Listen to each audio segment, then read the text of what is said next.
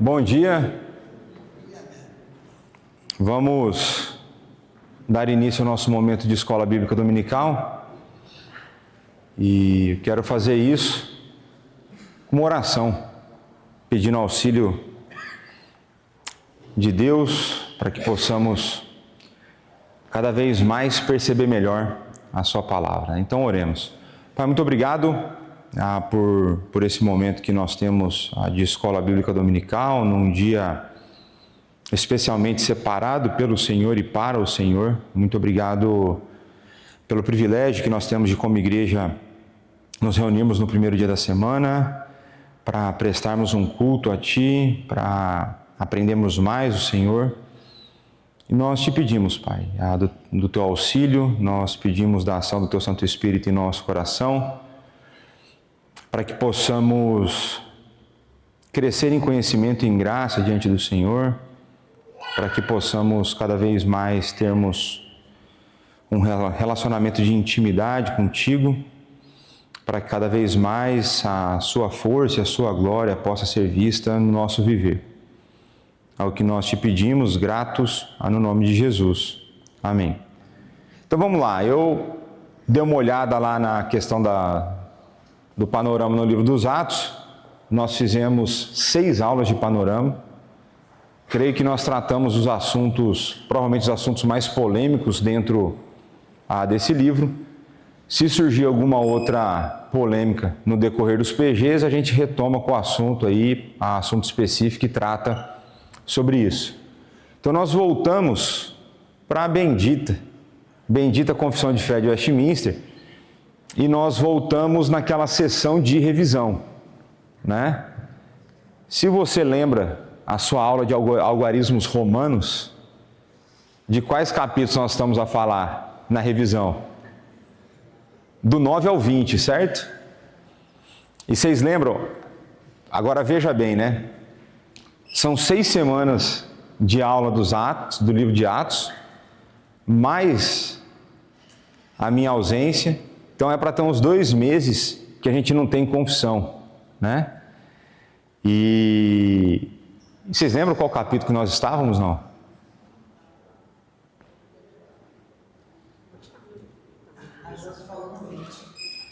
É no 20. Então tem chance de talvez hoje, se não hoje, também não vai ser no próximo domingo, porque o próximo domingo é a Assembleia Geral Extraordinária, né, eleição pastoral. Se não for hoje, daqui 2 semanas a gente deve terminar a revisão. E aí a gente volta para ver novos capítulos e a gente volta então com o texto da confissão, mais os textos bíblicos e não apenas a revisão, né? Vocês lembram do que é o capítulo 20, não? Vocês lembram o que era o 19? A lei de Deus. E o 20?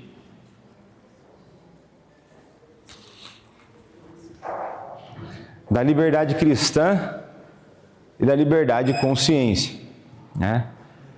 Então o parágrafo ele é pequeno, eu vou ler. Vocês conseguem ler aí no fundo? Quem está mais atrás consegue ler? Então quem é novo consegue ler, pronto.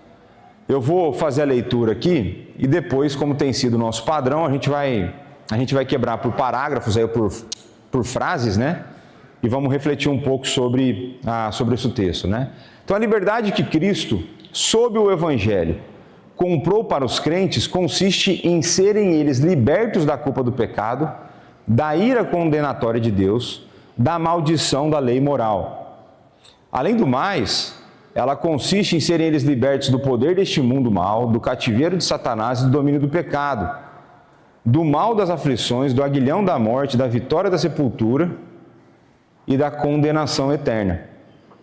Ela consiste também em terem livre acesso a Deus e lhe prestarem obediência, não movidos por um medo servil, mas pelo amor filial e espírito voluntário. Todos esses privilégios eram comuns também aos crentes sob a lei. No entanto, sob o Novo Testamento, a liberdade dos cristãos foi ampliada. Eles agora são livres do jugo da lei cerimonial, a que estava sujeita a igreja judaica. Eles têm maior confiança no acesso ao trono da graça eles experimentam a maior medida dos dons do Espírito livre de Deus do que a medida comumente compartilhada pelos crentes debaixo da lei. Então, começando aí, o que chama a atenção de vocês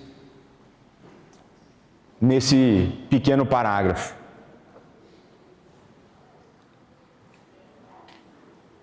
Nada? A liberdade é a liberdade dos pecados. Então, parte dessa liberdade, um aspecto dessa liberdade, ou uma faceta dessa liberdade é a liberdade do pecado. O que mais? O fato de Cristo ter comprado, não é? Ele comprou essa liberdade, nós somos libertos hoje da culpa do pecado. Então, Cristo que comprou essa liberdade, né?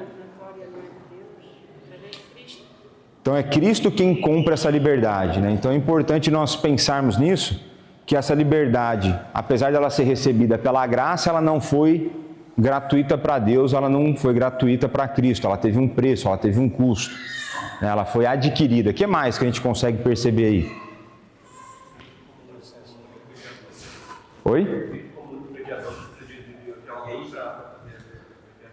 Então essa liberdade ela é conquistada por Cristo, e nós temos acesso a ela em Cristo, através de Cristo, então a gente não precisa de um outro mediador. Aí ele conecta, uma conexão que a gente faz lá com o capítulo qual? O Cristo único mediador. Capítulo 8. Eu memorizei o capítulo 8 porque o capítulo 8 eram 8 parágrafos, então foram 8 aulas. Né? Foi marcante o capítulo 8. O Rui ia falar algo.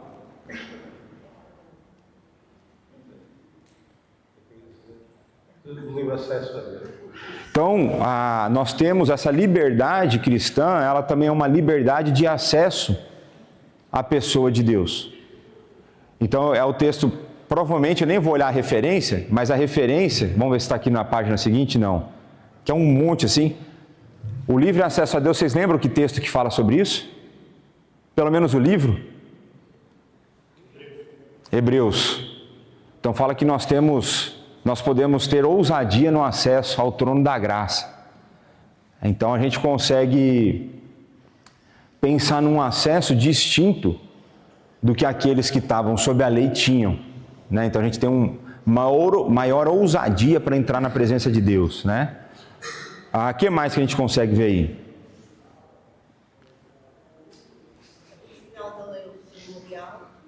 O fim da lei cerimonial, né? E isso... Por que isso é uma liberdade?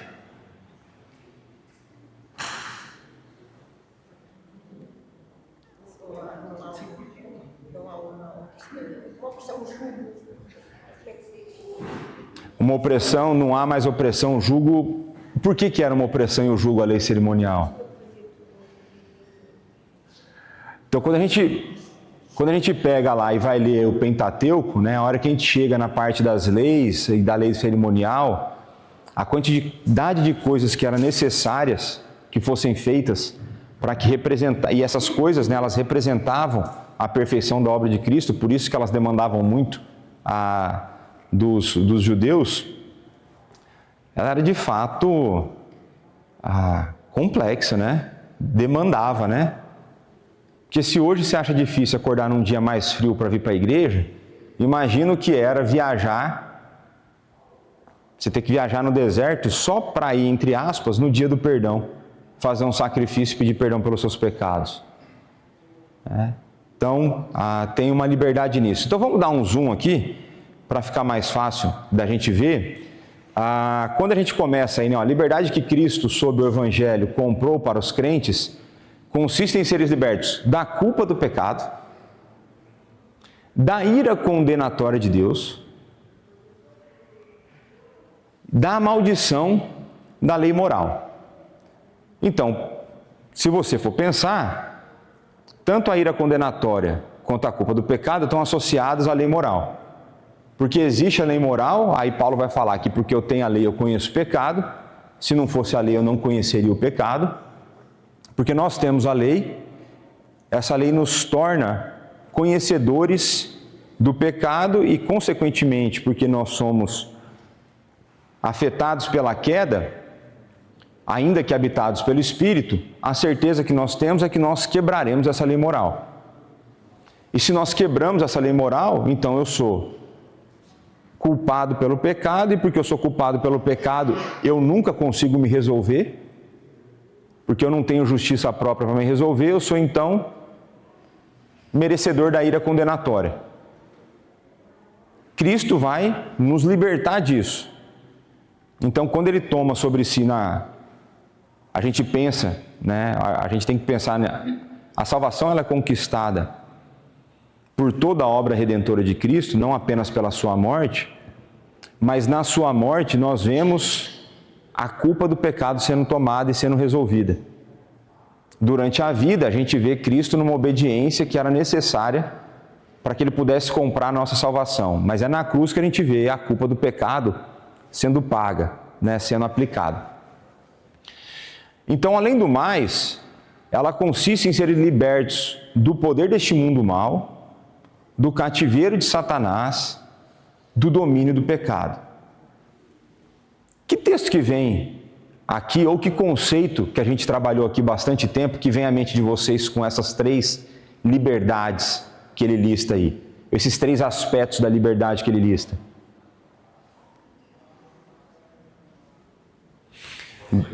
Oi? Romanos 8? Não, não é esse texto que eu estou a pensar.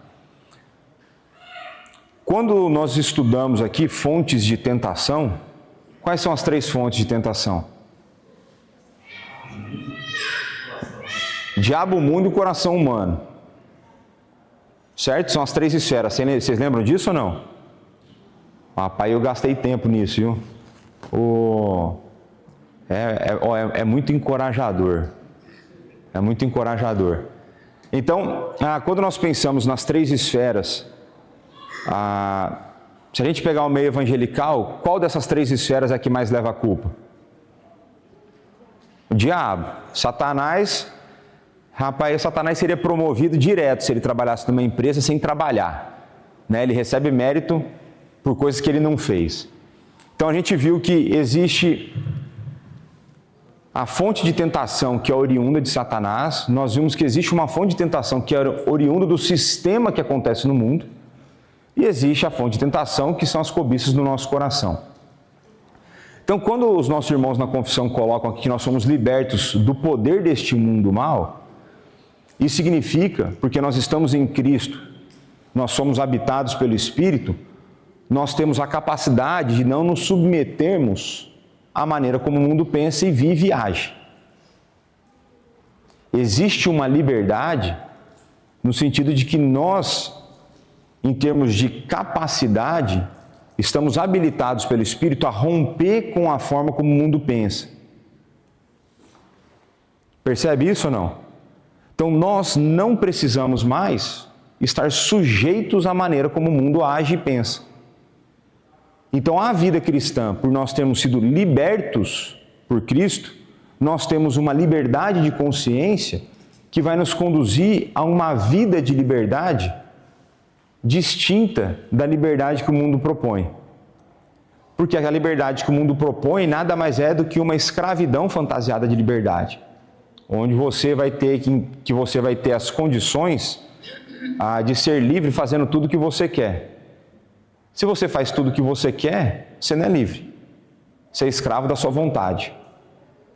Então o cristianismo vai propor essa liberdade que nós temos e essa ruptura com a forma de pensar e de viver do mundo. Então nós rompemos, temos a capacidade de romper com a maneira como o mundo pensa. Nós somos libertos do cativeiro de Satanás e do domínio do pecado. Eu diria que essas 2 coisas estão meio em conjunto. Então, nós não mais lá, o mundo jaz no maligno, nós não somos mais dessa parte, nós não estamos mais no império das trevas. Nós estamos agora no império da luz, nós somos trazidos para o reino do seu Filho. E agora nós não mais somos escravos do pecado, mas nós ainda continuamos a sofrer influência do pecado, mas não somos mais escravos dele. Então tudo isso foi conquistado na obra de Cristo. Isso é pouco ou é muita coisa? Isso é muita coisa. Isso é muita coisa. Isso é muito mais do que a gente jamais seria capaz de fazer. Vai além daquilo que nós teríamos condições. Só que ele vai continuar. Que liberdade que é essa? Essa é uma liberdade do mal das aflições, do aguilhão da morte, da vitória da sepultura e da condenação eterna. O que vocês entendem por uma liberdade do mal das aflições?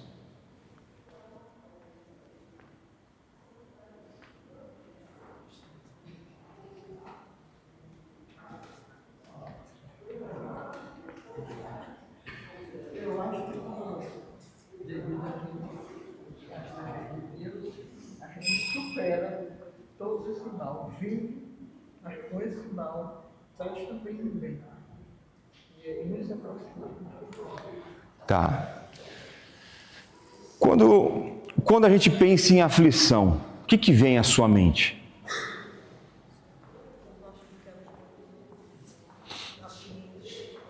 Vamos pensar talvez que seja uma resposta natural a adversidades que nós temos na vida? Quando parece que as coisas fugiram do nosso controle, e isso não precisa de muito, mas que em alguns momentos parece que nem Deus está no controle?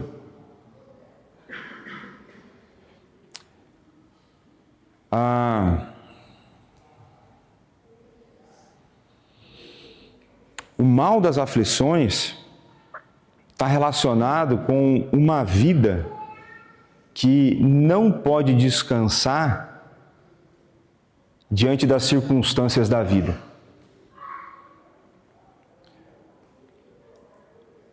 As pessoas que não estão em Cristo só conseguem viver uma vida aparentemente normal porque eles não têm essa consciência. Eles não têm a consciência de que as circunstâncias não estão no controle deles, que eles não têm poder nenhum sobre as coisas.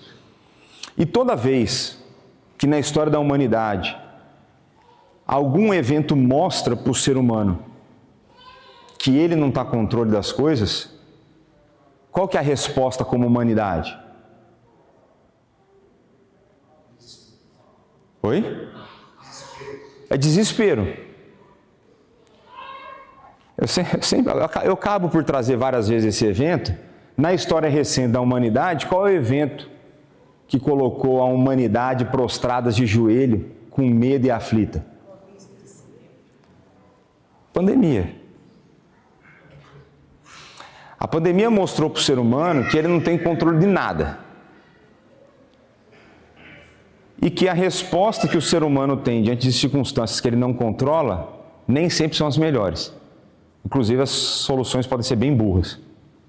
Como em vários lugares foram soluções bem estúpidas. Mas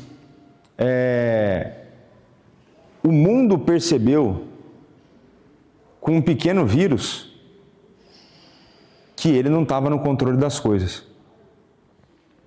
Não precisou de muito. Precisou de um vírus. Só precisou de um vírus. E aí a aflição, e aí para mim, foi uma das reflexões que eu tive durante a pandemia, que a aflição trazida pela pandemia peneirou a fé de muitos. Porque o que era estranho, mas assim, isso para mim era muito estranho na pandemia, mas muito estranho. Crente tendo medo de morrer.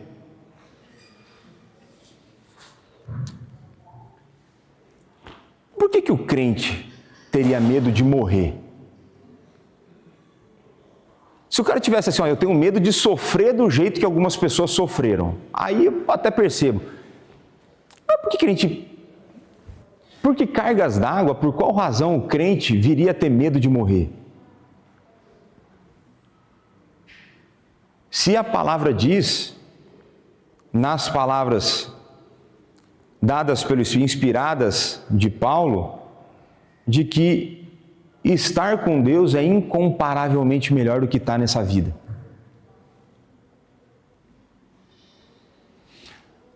Às vezes a gente se esquece, Aí, por falta de conhecimento, a gente se esquece que a morte na vida do crente é a promoção. A morte na vida do crente é subir de patamar, né? Mas eu vi vários crentes superando, não tendo problema não sofrendo com o mal das aflições trazidas pela pandemia. Então, o crente, se ele percebe de que Deus é soberano, sobre tudo e sobre todos, nada foge ao seu controle, e de que ele está em Cristo, unido a Cristo, adotado por Deus, ele vai conseguir, mesmo que aflições venham, e ainda que elas doam, está liberto do desespero que a dor traz. E aqui a gente não está falando que não tem um sofrimento embutido naquela realidade. Então, por exemplo, a pessoa que sofre com cancro, se ela tem tranquilidade que Deus está no controle, isso elimina a dor que ela sente no corpo? Não elimina. Tem dor que não elimina. Eu tive um tio que teve cancro, que foi para os ossos, e não existia possibilidade, não tinha posição na vida desse homem que livrasse-o da dor. Ele tomava morfina, não era menos que Dorflex, não fazia efeito na vida dele.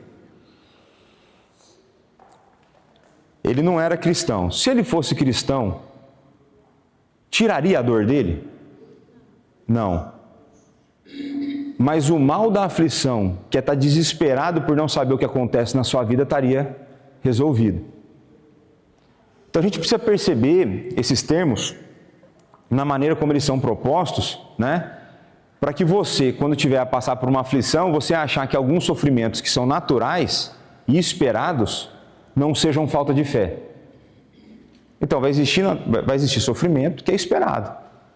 Se você vê um filho desviado da fé, isso traz sofrimento. Mas você pode ter um coração que descanse em Deus, que salva aqueles que Ele escolheu. É diferente. Então, estar liberto do mal das aflições não é estar liberto das dores que ela pode trazer. Mas é ter um coração que não vai se desesperar diante das circunstâncias que são aflitivas na vida humana, na experiência humana. Então você vai estar liberto do aguilhão da morte, ou seja, a morte não tem a última palavra.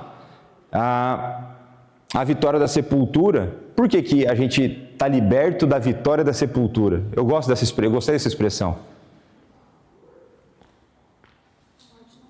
Não é a nossa última morada. A sepultura não é a nossa última morada. É mais do que isso. Porque a sepultura é onde o corpo vai. A gente vai vencer a sepultura porque nós ressuscitaremos. É mais apenas do que a ideia de que a nossa alma vai para Deus, a ideia que a nossa alma vai ser unida de novo com o corpo, né? Então, falei para vocês, né, quando eu visitei um cemitério que tem os teólogos famosos lá nos Estados Unidos, eu fiquei a pensar como seria no dia da ressurreição, né? Porque a conversa ia ser boa, né? Tinham vários teólogos bons lá naquele cemitério de Princeton. Rapaz, o dia que Jesus voltar, a conversa aqui vai ser interessante, né? Mas eu vou estar enterrado em outro lugar, provavelmente, né? E aí, consequentemente, ele livra da consequência da condenação eterna. Isso aí para nós tranquilo entender, perceber isso aí. Então ela consiste também em terem livre acesso a Deus, o Rui trouxe isso, né? Então agora em Cristo nós temos liberdade para falar com Deus em quais momentos? Em todos. Em toda e em qualquer circunstância, a gente tem acesso a Deus. Não importa o tamanho do teu desespero, e por mais que pareça que as pessoas ao seu redor te abandonaram, por exemplo, você tem acesso a Deus. Então imagina Paulo na prisão. Imagina Paulo em perseguição. Imagina Estevão quando estava a ser apedrejado. A gente tem um relato da oração e a gente tem um relato da visão que ele teve. Então em Cristo, essas coisas nos são dadas, né? E aí começa uma parte muito interessante, que uma vez, né, nós temos livre acesso a Deus, E uma das coisas que ele vai falar é que a liberdade que nós temos é de prestar obediência, não movidos por um medo servil, mas pelo amor filial e espírito voluntário. O que você conclui disso aí?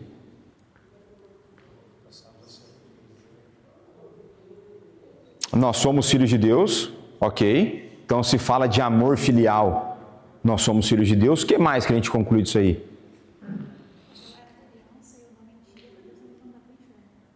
Tá, então a Denise trouxe, quando ela era criança, ela tentava não mentir, acho que só fiz o ajuste teológico, ela tentava não mentir para não ir para o inferno. Agora ela mente porque ela sabe que foi liberta, estou brincando. Agora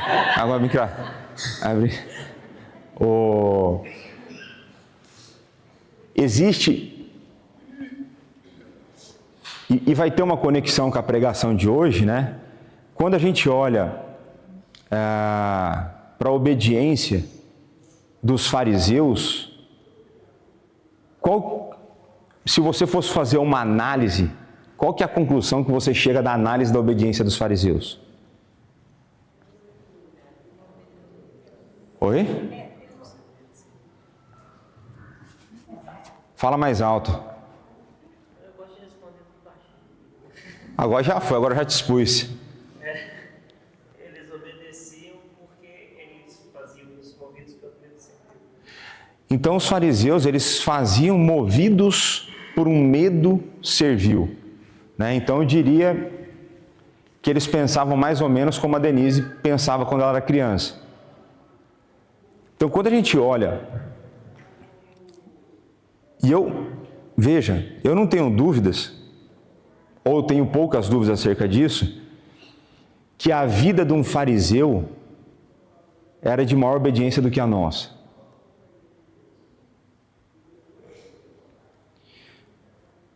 O problema era a motivação do coração deles nessa obediência. Então, quando você pega lá a passagem que é bastante discutida, para tentar dar validade ou não dos dízimos nos nossos dias, vocês lembram qual que é a passagem? Não? Está em Mateus. Aí ele vai falar assim, vocês dão dízimo do endo, do cominho, não sei o quê, papapá. Por que Jesus traz à tona esse tipo de dízimo que eles davam? Oi? Não era.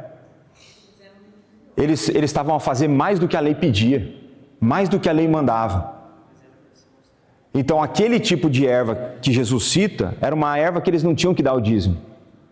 E eles eram tão legalistas no sentido, não pede, mas eu vou fazer.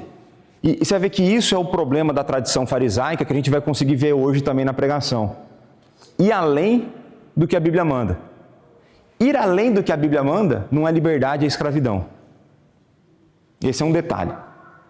Aí Jesus vai falar para eles, olha, vocês fazem tudo isso acima da lei, teoricamente, mas vocês não têm misericórdia. Aí ele vai falar assim, praticai essa sem se esquecer daquelas. Então Jesus diz aos fariseus, continue a dar o dízimo, mas começa agora a ser misericordioso. E aí existe um debate, ou não, se o dízimo é validado por essa fala de Jesus. E existem pastores famosos que vão dizer que não. E existem pastores famosos que vão dizer que sim. O que é o importante? Que Jesus vai virar para os discípulos e falar assim, se a vossa justiça não exceder em muito a dos fariseus, então às vezes a pessoa pergunta assim, dízimo é válido para o dia de hoje ou não? Eu acho que a pergunta mais importante é, o que é exceder a justiça do fariseu? Se ele dava mais do que era pedido, o que deveria ser a nossa postura como cristãos? Eu lembro que eu escrevi um artigo no seminário que a gratidão começa depois dos 10%. A gratidão nossa com as nossas finanças começa depois dos 10%. Até os 10% você tranquilo. Não é mas é uma conversa para outro dia, né? É só para trazer de que a obediência servil, a obediência por medo, a obediência que busca conquista, ela traz consigo, a única coisa que ela conquista é um fardo. Porque toda vez que você não faz, penalizou. Toda vez que você não faz, parece que Deus te ama menos. E o engraçado, né? Assim, é tragicômico, né? Você já obedeceu alguém, qualquer coisa que seja, por obrigação, e você já comparou quando você obedece isso porque você tem vontade? Vocês já tentaram comparar isso ou não? Então vamos pegar aqui fácil, os adolescentes vão perceber isso. Se os seus pais são bons pais, uma das coisas que seus pais vão fazer é colocar vocês para fazer atividades do lar. Então, se os pais são... Uma boa dica de como educar filhos é colocar o filho para limpar a casa, para lavar a louça, para arrumar a cama, arrumar o quarto, levar o lixo para fora. Isso é uma das coisas que às vezes eu penso, se eu tivesse filho, tanto que eu ia fazer. O lixo não seria mais um problema lá em casa. Assim que ele começar a sair conseguir sair pela porta e voltar, acabou meu problema, né? E pegar o comando da TV, não é? E eu lembro que lá em casa, eu já falei para vocês, né? Uma semana, um filho lavava a louça, mas para o outro não ficar rindo, o outro secava. E na outra semana invertia. A questão é o tanto que você usava a cabeça. Então, quando eu tinha que secar a louça, o que eu fazia? Colocava o escorredor no sol do lado de fora. Você tem que, né? Não é? E no sol da minha cidade, rapidinho era resolvido, né? Aí minha irmã chegava assim, eu vou contar para a mãe. Falei, a minha tarefa está cumprida, você pode contar o que quiser. Agora que eu fiz o que eu tinha que fazer, eu fiz, né? Se você não usa a cabeça, eu não tenho culpa, né? As discussões sadias entre irmãos, né? E a outra era, na nossa época não tinha esse negócio de bebê conforto, carrinho, não tinha nada de cinto de segurança, não tinha nada dessas coisas, né? Então a disputa era quem ia no banco da frente no carro. Aí, para você ter o direito de ir no banco da frente, você tinha que abrir e fechar o portão de manhã. E era uma semana um tinha esse direito, na outra semana era o outro que tinha o direito. Era sempre alternando, né? Mas quando eu penso na maneira como eu obedeci os meus pais nessas tarefas, eu não fazia com prazer. Eu fazia porque eu era obrigado. É diferente quando o meu pai me pedia para fazer alguma coisa que eu gostava. A vontade, veja, você vai mais feliz. Você acorda mais cedo para fazer a coisa que você gosta. Quando você tem que ir, né? Então você pode pensar, qual que é a disposição do seu coração que você acorda no domingo para vir para o culto? Você acorda com peso ou você acorda com alegria?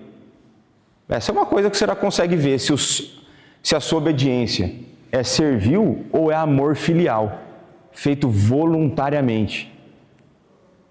O seu serviço na igreja, vamos pegar aqui quem acaba por sofrer um pouco mais aí.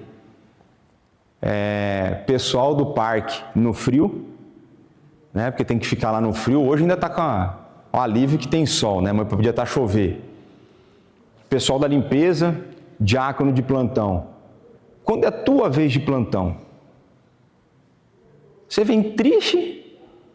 Você vem aqui naquele esforço lascado ou você vem animado? Quando eu era diácono na minha antiga igreja, dia de Santa Ceia o plantão começava meia hora mais cedo.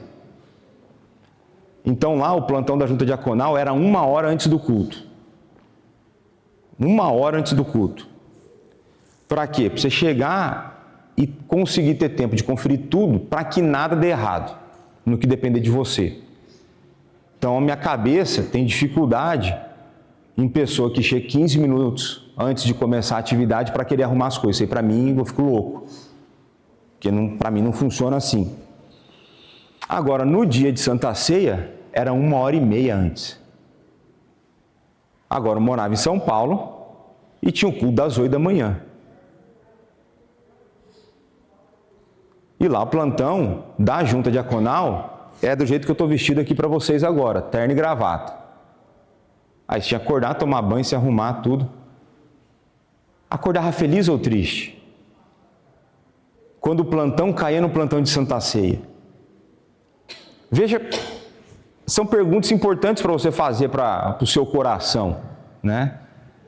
Porque você vai começar a perceber de que muitas vezes a gente não faz por amor filial e por espírito voluntário. Um outro exemplo, o mutirão.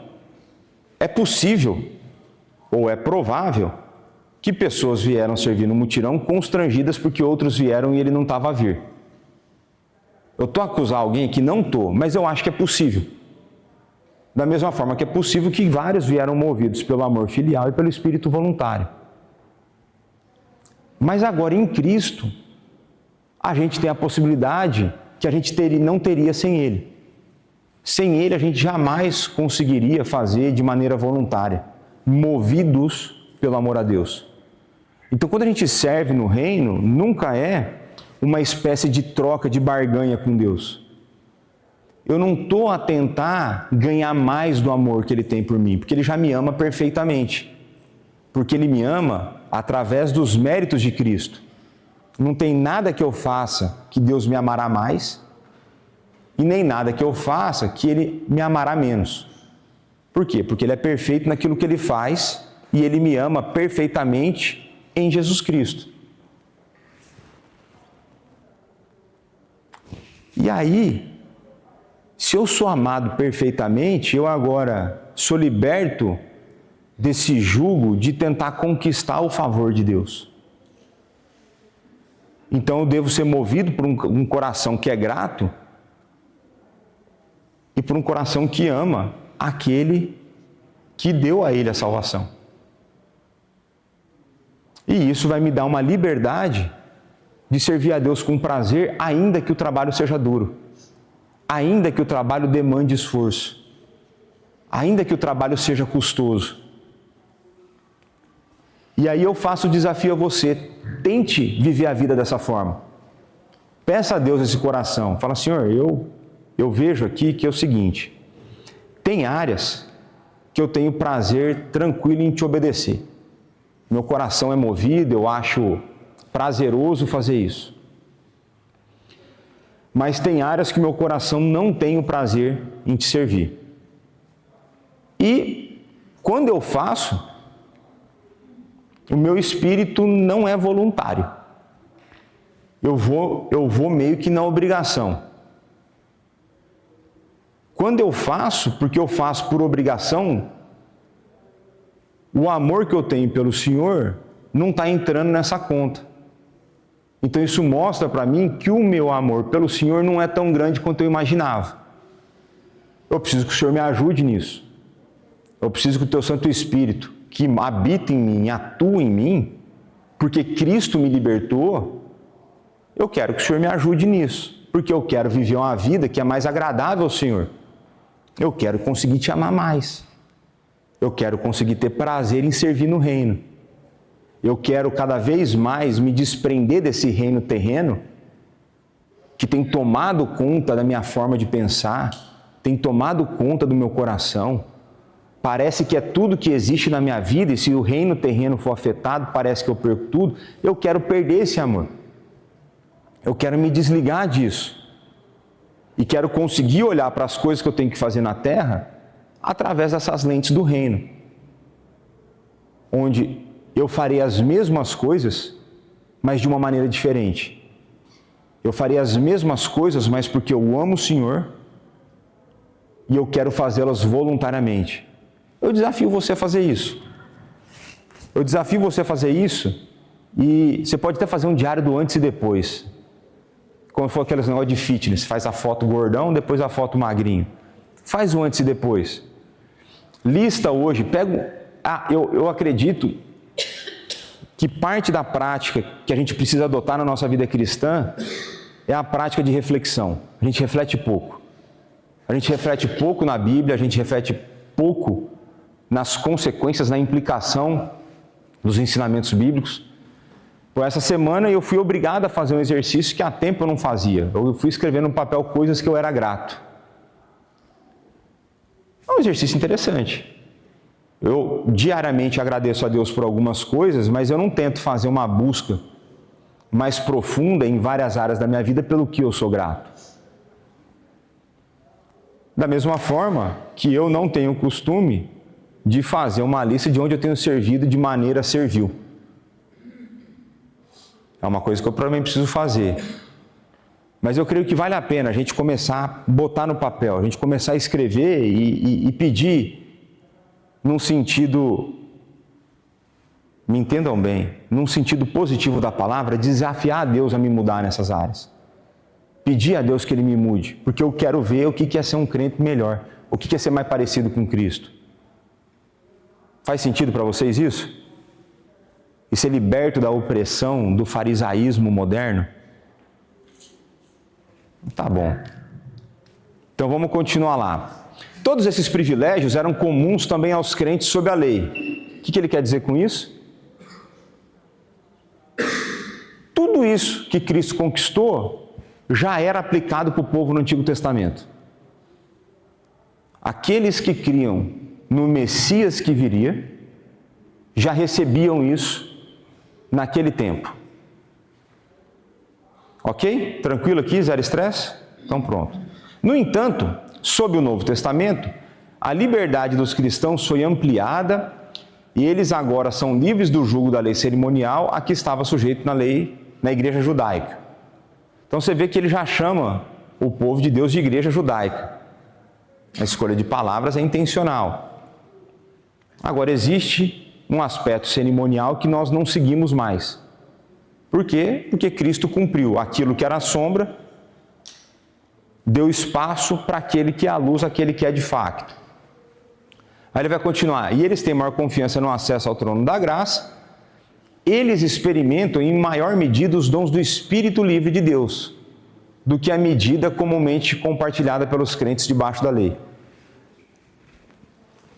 Essa última frase, a gente consegue conectar com alguma coisa recente que a gente viu aqui na igreja ou não?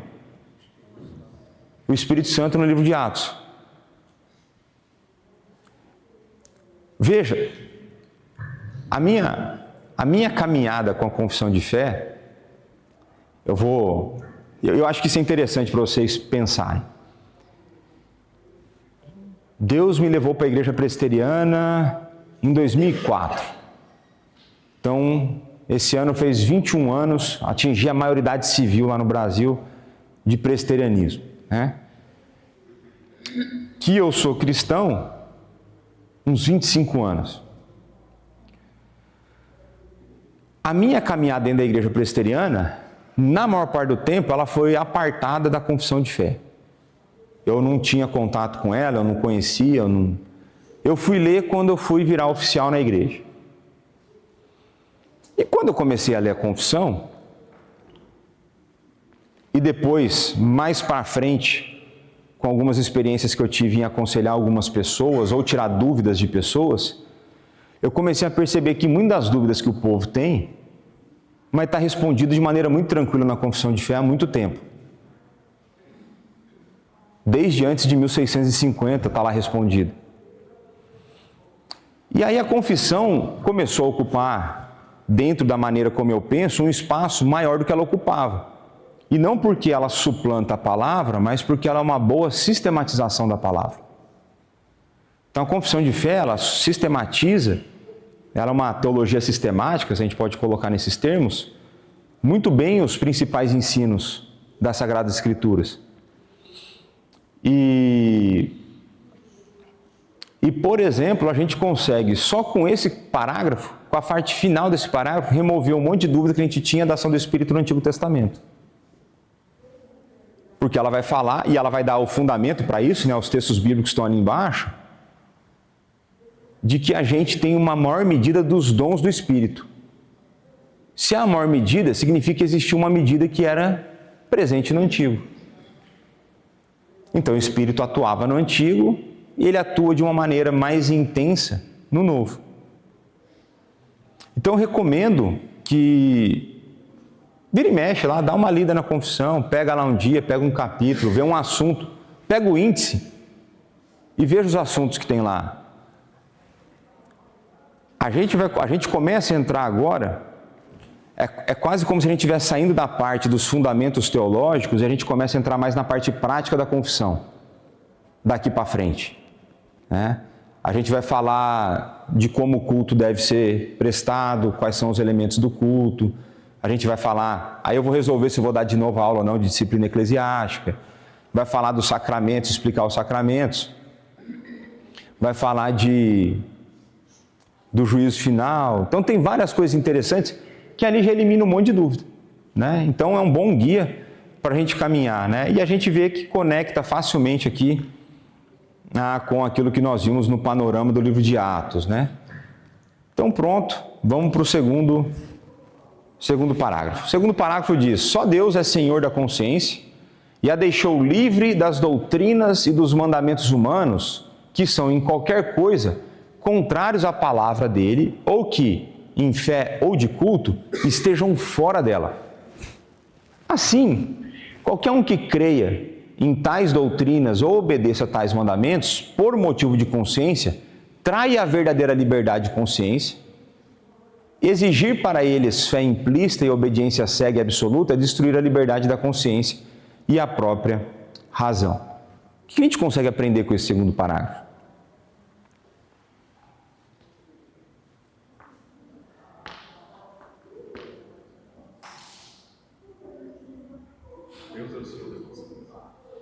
Oi? Deus é o Senhor da consciência. Deus é o Senhor da consciência. Isso é maravilhoso, certo? A gente só precisa ler e você consegue aprender. Não precisa de muita interpretação para isso, mas é uma verdade profunda. O que significa Deus ser, então, o Senhor dessa consciência? Vamos ver o que o Lucas está ensinando lá em cima. Animado, né, meu? Ele? E o que mais que a gente consegue aprender além de que Deus é o Senhor da consciência? Ou quais são as implicações dele ser o Senhor da consciência? Em relação com aquela passagem de que tudo é lícito, não há nada. Mas nem tudo convém? Sei. Nossa consciência está cativa à palavra de Deus. Então a nossa consciência deve estar cativa à palavra de Deus. Se ele é o dono da consciência, quem tem a liberdade de definir a maneira como a consciência tem que agir? É só ele. Então, esse parágrafo segundo, ele é fundamental para que nós não caiamos no erro de criar tradições humanas que não são escriturísticas. Então ele fala, a liberdade de consciência deixa livre das doutrinas e dos mandamentos humanos, que são, em qualquer caso, contrário à palavra dele, ou que, em fé ou de culto, estejam fora dela. Então ele vai te falar assim, olha, você tem liberdade de consciência para agir quando as coisas são contra a fé. Então é contra a palavra de Deus, mas mais do que isso, se estiver fora dela. E isso é muito importante, porque quem que vivia com muitos ensinamentos e doutrinas fora da palavra de Deus? Os fariseus. Então os fariseus pegaram doutrinas bíblicas e resolveram dar uma elaborada. Então, por exemplo, eu vou falar isso na pregação, só acerca do dia do Senhor, do dia do descanso, eles criaram 39 regras extras. Tinham 39 regras em cima do dia do Senhor. Então você já tinha um mandamento, eles disseram, não, vamos dar uma estudada aqui, vamos elaborar uma forma de fazer isso acontecer.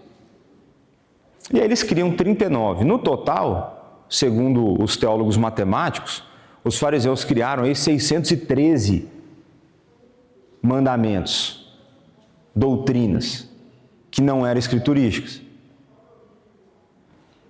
O exemplo clássico para mim disso, da liberdade de consciência, quando me caiu essa ficha, né, quando eu percebi isso, era que na minha primeira igreja, a primeira igreja que eu fiz parte,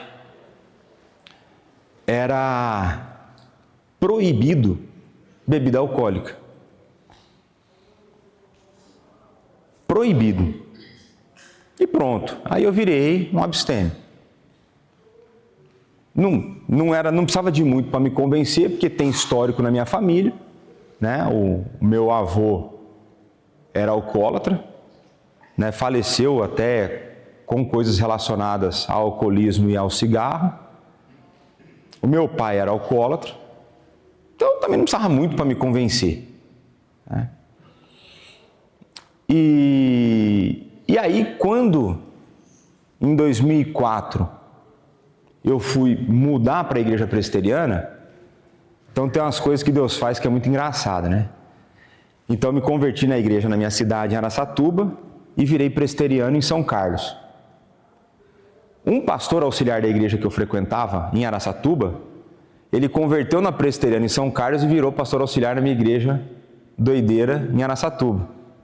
A gente fez caminhos inversos, né? Ele foi por uma mão, eu fui pela outra, né? E quando eu fui sair, ele me chamou para conversar. Eu lembro até hoje o nome dele, um nome muito bonito, eu sugiro depois para vocês em off. Hoje ele já é falecido, né? Faleceu muito novo. Aí o pastor falou assim: ó, Leonardo, eu quero conversar com você. Você vai lá mudar para São Carlos, lá na igreja presbiteriana, eu acho que tem algumas coisas que é importante você saber. Tá bom, acho bom, gosto de conselho. Foi a primeira coisa, lá o álcool é liberado. Falei, como assim, né? Mas só que eu já sabia, né? Tá, ele falou, não, porque aqui na igreja nós criamos essa regra para tentar evitar problema. Então você tem problemas, você tem pessoas que têm dificuldade com alcoolismo, né? Então, quando você conhece uma pessoa que tem esse problema, eu tive contato com pessoas assim lá em São Paulo, você vê que existe uma dificuldade e um horror naquele tipo de vício, né? Ele falou assim, então a gente tenta evitar problema criando essa regra. Então, biblicamente falando, não é errado. E nesse dia, a tal da liberdade de consciência me pegou. Por que direito tem uma liderança religiosa de cercear a liberdade do crente porque ele acha que ele vai evitar um problema? Ainda que a motivação seja interessante,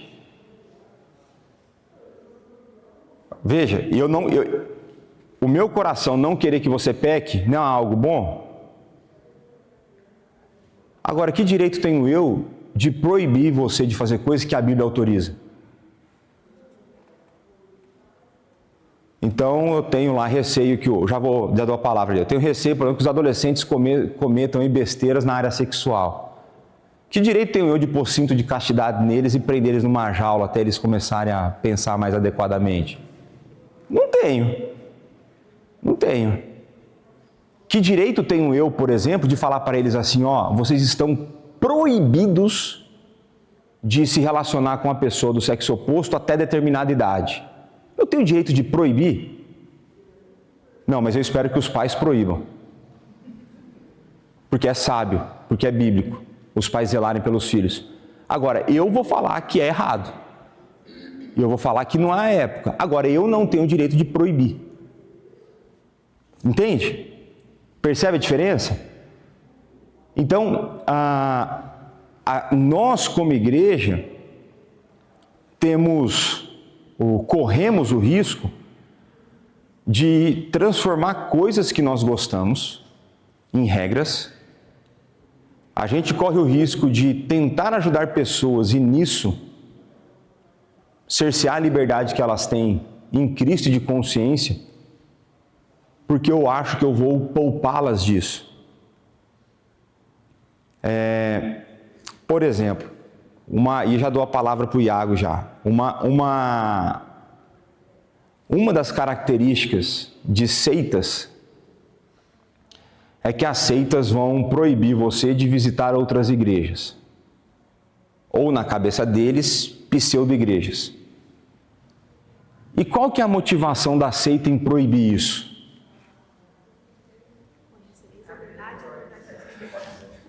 Se o líder estiver sinceramente enganado se ele de fato crê naquilo que a seita prega, ele não quer que você se contamine com aquilo que não seja verdade. Então a motivação dele inicialmente parece ser boa. O problema é que ele está com conhecimento errado e ele não tem o direito de proibir você visitar outras igrejas. Percebe? O risco que a gente corre como igreja. Depois eu vou continuar meu raciocínio só para o Iago não esquecer a pergunta dele. Eu não entendi muito bem então, o que é consciência, porque parece que a palavra passa a ideia de algo individual e pessoal, só que daí você tem que estar cativo ao Senhor. Por exemplo, ali no texto de Romanos, aqui ele fala nos fracos na fé, né? Acreditavam que não podia comer algumas coisas e os outros acreditavam. O que é então a... Então vamos pegar aí, a liberdade de consciência ela é individual. Então, por exemplo, tem coisas na Bíblia que não são proibidas. Como, por exemplo, a bebida alcoólica. Não é. Agora, a pessoa tem a liberdade de consciência de entender que para ela aquilo não faz bem. E aí, dependendo, que tem uma hora o texto bíblico vai dizer assim, se você faz achando que é errado para você. Só que ele está dando a liberdade individual. É individualmente, você não pode tornar aquilo uma regra para a vida da igreja. Então pensa assim,